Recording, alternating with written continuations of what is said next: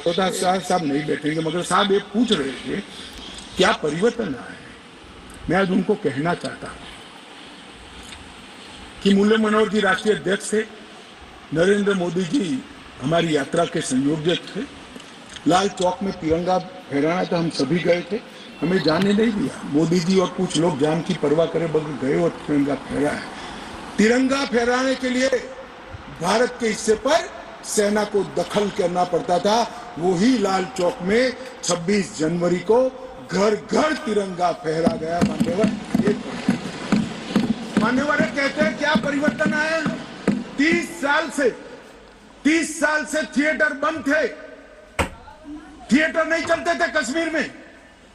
क्यों नहीं चलते थे, मैं इसकी मीमांसा में नहीं जाना, परंतु आज कश्मीर में 3 थिएटर चालू हो गए हैं और 18 थिएटर घाटी में कर रहे हैं और कई लोगों ने लोन का एप्लीकेशन।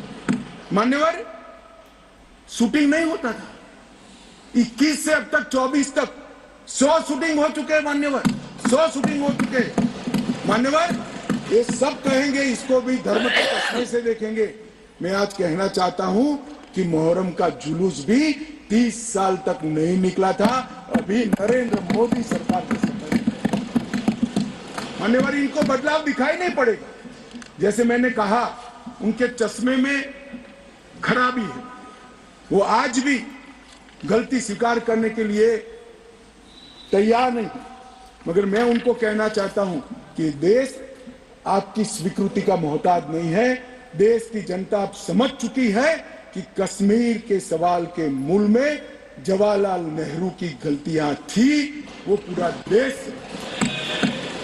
मान्यवर जीएसडीपी वो डेवलपमेंट का बड़ा द्योतक होता है।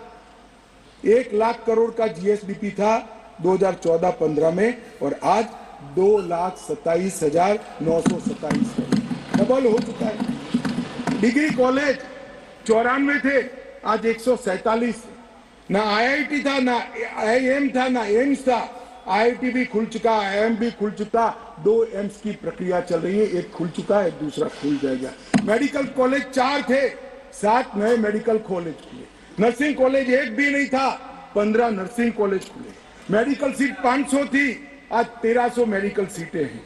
पीजी मेडिकल सीट 367 थी 70 साल में, आज 297 नई जोड़ने का काम नरेंद्र मोदी सरकार ने किया। मिड डे मील के तहत सिर्फ रिकॉर्ड पर, करप्शन तो जो होता होगा, रिकॉर्ड पर 6 लाख बच्चों को भोजन मिलता था, आज 9,31,000 बच्चों को भोजन मिलता है।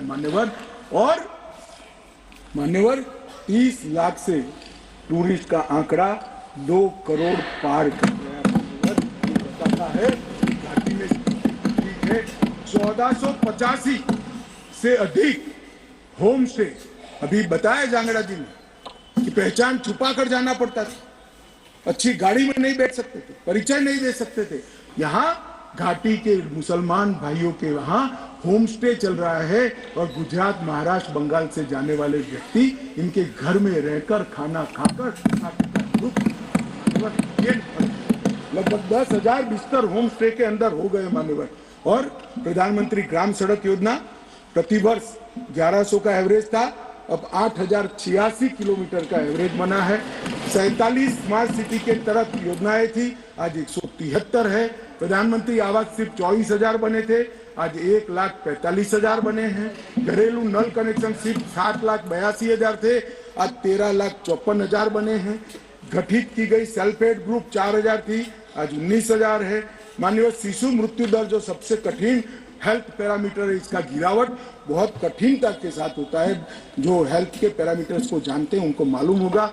1,000 पर 22 शिशु मारे जाते थे, आज 1,000 पर सिर्फ 16 शिशु मारे जाते हैं। 47 जन औषधि केंद्र थे, आज 227 जन औषधि केंद्र वहां पर स्थापित हो चुके हैं। मान्यवर इनको दिखाई नहीं पड़ेगा। मैं आज चले गए हैं, मगर दिग्विजय जी को कहना चाहता हूं कि नरेंद्र मोदी जी के हृदय की संवेदना है कि घाटी और जम्मू में इतना बड़ा बदलाव डेवलपमेंट के क्षेत्र के अंदर हुआ है। मान्यवर सिर्फ हाइड्रो इलेक्ट्रिसिटी में 30,000 करोड़ का भारत सरकार ने इन्वेस्ट किया। रेलवे का पैसा अलग, नेशनल हाईवे का पैसा अलग। मान्यवर, लगभग पेंशन के लाभार्थी सिर्फ 6 लाख थे, रजिस्ट्रेशन नहीं होता था जम्मू की साइड से। अब ट्रांसपेरेंट रजिस्ट्रेशन के बाद 10 लाख लाभार्थी पेंशन के हो गए हैं। फूड सिक्योरिटी का कवरेज 43.8% था, आज 100% हो चुका है। हेल्थ कवरेज देश भर में एकमात्र राज्य ऐसा है जहां प्रधानमंत्री आयुष्मान भारत योजना मान्यवर सिर्फ गरीबों के लिए नहीं है, गरीब से लेकर धनी से धनी तक, फारूक अब्दुल्ला जी तक, सभी को प्रधानमंत्री आयुष्मान भारत योजना का फायदा मिलता है। ओपन एप्लीकेशन 50 से 60% था, अब 100% है। ऑनलाइन सर्विसेज सिर्फ 60 सेवाओं में थी, आज 1100 सेवाओं में ऑनलाइन सर्विसेज हो गई है। और स्पोर्ट्स में युवाओं की भागीदारी सिर्फ 2 लाख थी, आज 2022 में जम्मू कश्मीर के 60 लाख युवाओं ने खेलों में हिस्सा लिया। मान्यवर पूछते हैं कि क्या बदलाव आया, मैं इनको ही बताना चाहता हूँ। और मान्यवर ढेर सारी चीजें हैं, अब ये चले गए हैं, मैंने दूसरे सदन में भी बताया, मगर मैं देश की जनता को विश्वास दिलाना चाहता हूं कि मोदी जी ने लाल किले से प्राचीर से इस देश को वादा किया था, और मोदी सरकार और प्रधानमंत्री स्वयं इस चीज पर अड़े हैं कि कश्मीर के युवाओं को हाथ में कभी बंदूक नहीं लेनी पड़ेगी, पत्थर नहीं लेने पड़ेंगे, इनके हाथ में लैपटॉप और किताबें भी होगी, नए कश्मीर की शुरुआत होगी। मान्यवर, आतंकवाद मुक्त कश्मीर बनने की शुरुआत हो गई है।